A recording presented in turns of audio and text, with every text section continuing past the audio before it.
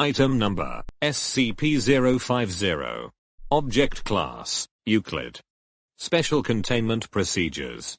So far, all attempts to contain SCP-050 have proven fruitless. At present, whoever has possession of SCP-050 is to leave it in an office they use with regularity. Description: SCP-050 appears to be a statue of a monkey reading a book, approximately 1 foot tall. On the bottom of the statue are engraved the words, "To the Cleverest" in cursive script. The statue has so far proven resistant to all forms of damage. As such, there is no accurate method to date the object. When left alone, SCP-050 has shown itself to be both useful and antagonistic to its current owner. Although never seen to move, no matter the manner or amount of recordings, any room it is left in becomes very clean, to polish whenever possible. Paperwork is filed, trash is emptied, and in general, clutter is removed. However, SCP-050 also has a tendency to leave traps for its owner, so current holders should carefully check their offices upon returning. When left alone, SCP-050 has shown itself to be both useful and antagonistic to its current owner. Although never seen to move, no matter the manner or amount of recordings, any room it is left in becomes very clean, to polish whenever possible. Paperwork is filed, trash is emptied, and in general, clutter is removed. However, SCP-050 also has a tendency to leave traps for its owner, so current holders should carefully check their offices upon returning. Footnotes: 1. Testing to contain SCP-050 has been discontinued at this time. 2. Attempts to leave SCP-050 in unused offices have resulted in it following its owner home. This is a violation of regulations and not to be allowed. 3. One of the quirks of SCP-050 is that no matter what form of measurement is used, any record of said measurements will quickly be replaced by the customary system measurements. 4. Attempts to damage SCP-050 have resulted in increasingly lethal pranks as of this writing. Destruction testing is discontinued. And 5. See Document 050. Document 050. The Great Researcher Prank War of. On January 2000. During an attempted capture of SCP-963 by Chaos Insurgency agents, Dr. Bright made use of 963's intrinsic capabilities to make fools of the attempted kidnappers. When Bright returned to his office, he found a monkey statue waiting for him. His office had been tidied in his absence, and everything filed away, which came as something of a shock for the naturally messy Dr. Bright. Upon further investigation, it was found that despite the apparent tidiness of his office, all of his pens had been drained of all but the last bit of ink, and several important documents had been translated into Aramaic. Dr. Bright immediately began the usual testing of this new SCP, but found himself going nowhere, until Dr. Wrights, as payback for something unspecified, smeared his desk with one half of a compound epoxy, and applied the other half of the compound to his utensils.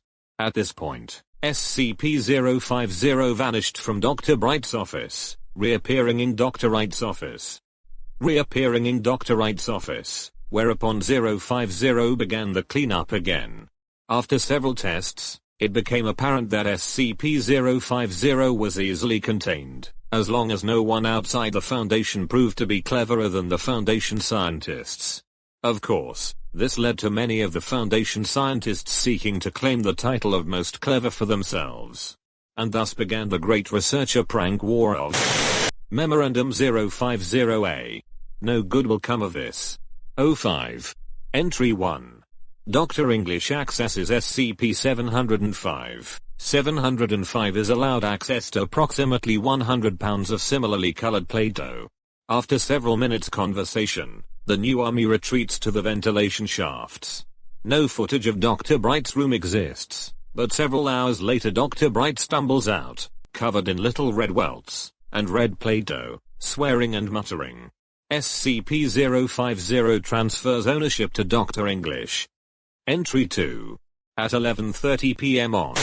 Agent Strelnikov is seen exiting his room in full rage, carrying a machine gun. Smoke pours from the open door of his quarters. Senior researcher Eisendorf is later found to be in possession of 050, proving that a good enough prank will attract 050's attention no matter the target. Entry 3. At 10:25 a.m. Dr. Eisendorf returned from a brief coffee break to discover a typed note sitting on his desk, rewritten here.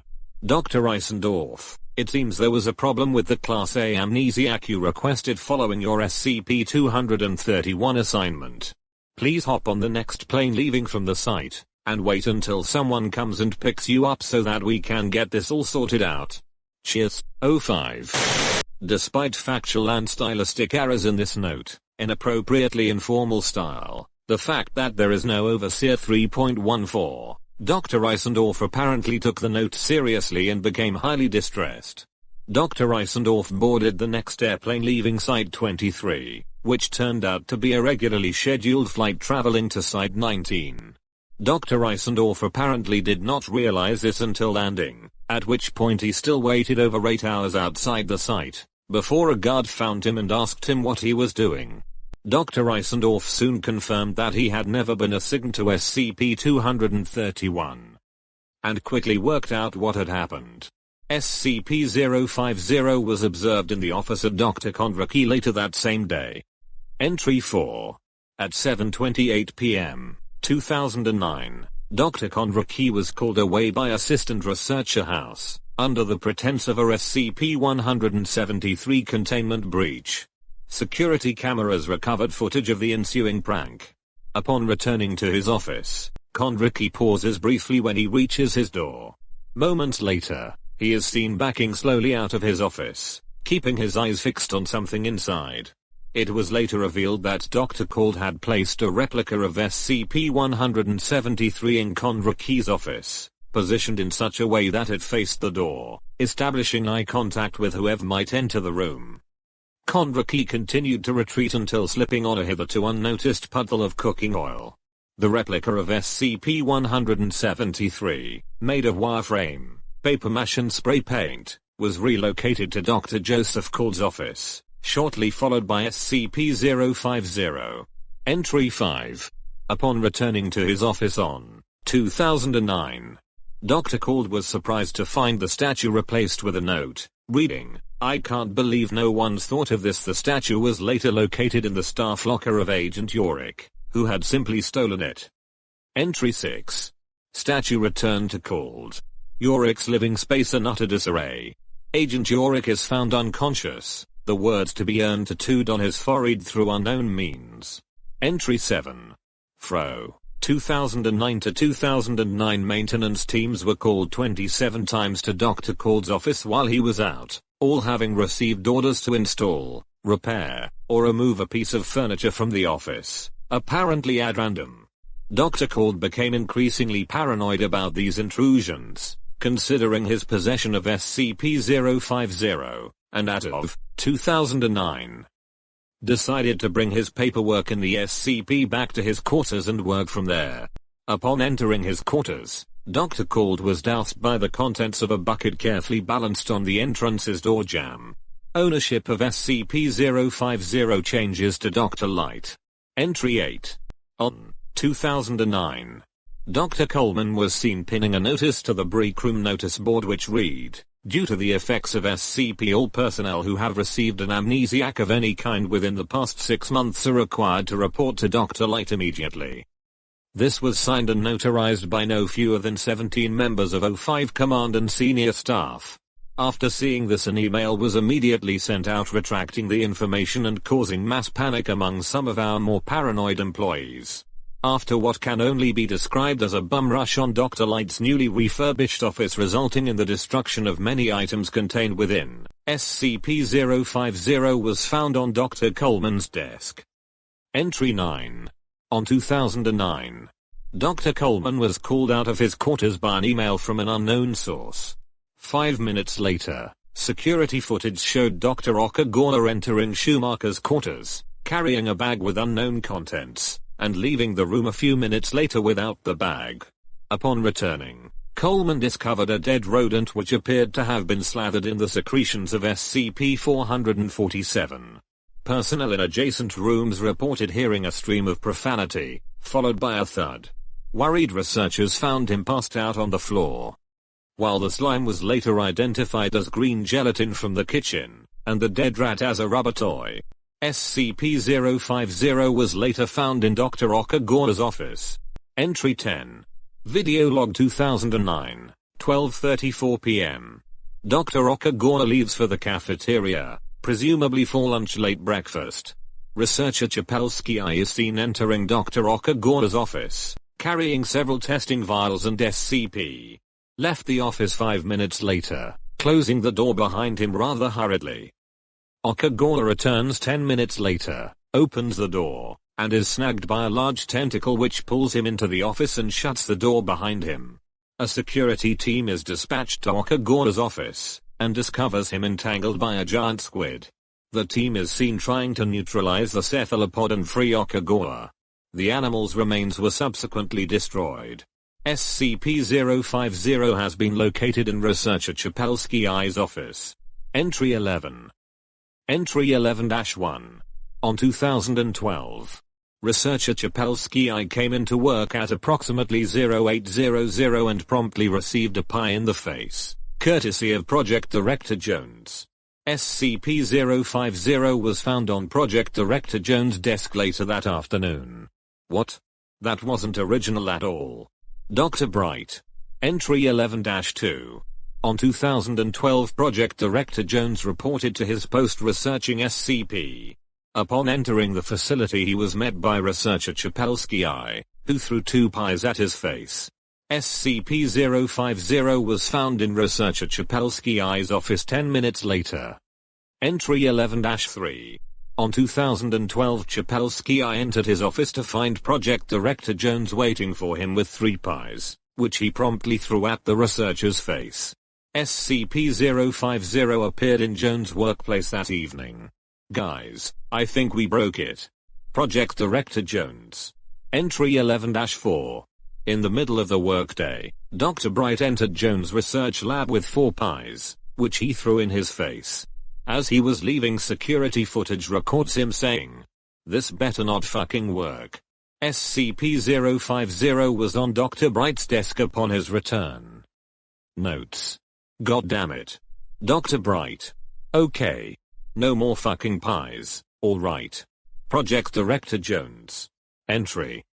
I am unable to read this entry due to it having a messed up sentence. Entry 13 data expunged. Entry 14 data expunged and Entry 15. On 2012. Dr. Light connected the SCP-732 infected hard drive to a scanner, and asked 732 if it could produce lolcat images on request.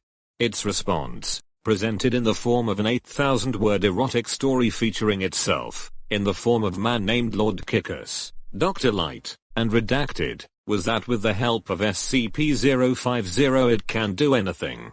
Dr. Light provided SCP-732 with scanned photographs of SCP-577, SCP-529, SCP-607, and 2 instantiations of SCP-331. SCP-732 produced 10 lolcat images for each photograph. Dr. Light then provided SCP-732 with SCP-637 in the form of a drawing by SCP-637-2. As a result of this, SCP-732 was rapidly overwritten with an estimated 63 GB of text describing SCP-637's actions and appearance. Whether this information could have filled all available computer memory is unknown, as the last actions of the Lord Kickus instantiation were to induce total mechanical failure to its hard drive, accompanied by catastrophic uncontrolled oxidation. SCP-050 was found in Dr. Light's office the next morning. Note. SCP-637-2 reports that SCP-637 was not harmed by its venture into SCP-732, but that its fur was really messed up. Note. Other copies of SCP-732 seem unaffected by the suicide of Lord Kickus. If you want to see another SCP, comment down below what SCP should I cover next.